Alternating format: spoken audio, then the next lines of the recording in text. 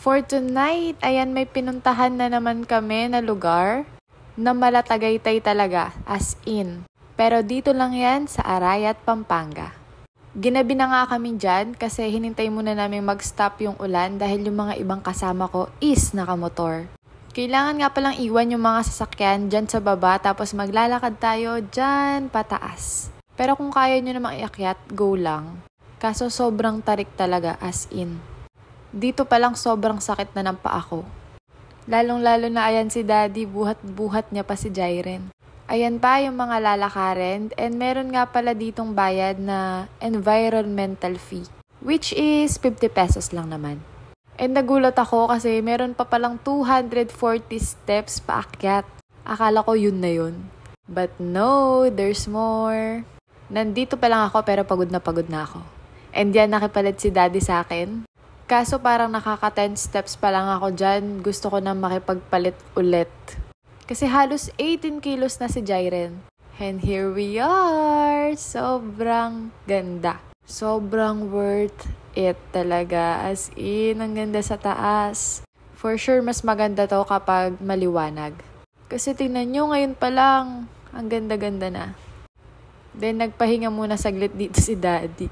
Ayan, kitang-kita naman sa kanya na pagod na siya. Masakit na daw yung paa niya dun. Then, tada! Ayan na yung Cafe Sinukwan. Nakarating kami dito ng mga 6:30 PM na. Tapos, tinanong namin if hanggang anong oras sila. Hanggang 8:30 daw sila. Ang dami na din naming mga nakasalubong kanina na galing dito. Then, ayan yung itsura ng cafe nila. Matagal na talaga akong gustong pumunta dito, as in inaaya ko talaga si Daddy kaso ngayon pa lang talaga nagka-time. Then ayan yung mga nila, yung mga price list. Oh, lago-lago. Kasi nakakaganda talaga yung ilaw dito. Charot. Tapos yung in-order ko nga pala dyan is sea salt foam ice. Masarap naman siya. Hindi ko na na-videohan yung pagkain ni Daddy kasi ayan, gutom na gutom daw siya. And tignan nyo naman yung busy kong baby. Kaya kung hanap nyo yung place na makakapag-relax kayo, tapos dito lang kayo sa Pampanga, ayan, dito na kayo pumunta. Kung hindi lang siguro magsasara to hanggang alas 12 pa kami dito.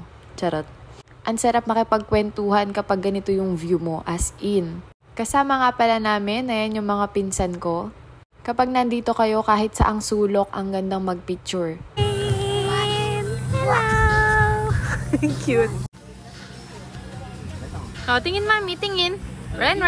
Tapos, tung pauwi na kami, dito kami dumaan sa Malaforest Sanctuary. O, Malaforest. Forest talaga. Tapos, this time naman, gusto nang maglakad ni Jairen. Kaso, sabi ni Daddy, gusto niya daw ibuhat. Kasi, tignan niyo naman yung mga spaces, saktong-sakto sa paa niya. O, sino ka dyan? Tagadala ng gamit. At dahil nainip na nga ang Daddy, ayan, binuhat na talaga niya. Dali. Dig.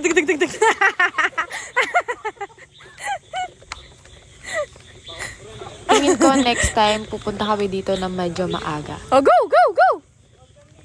O siya, hanggang dito na lang. Bye-bye!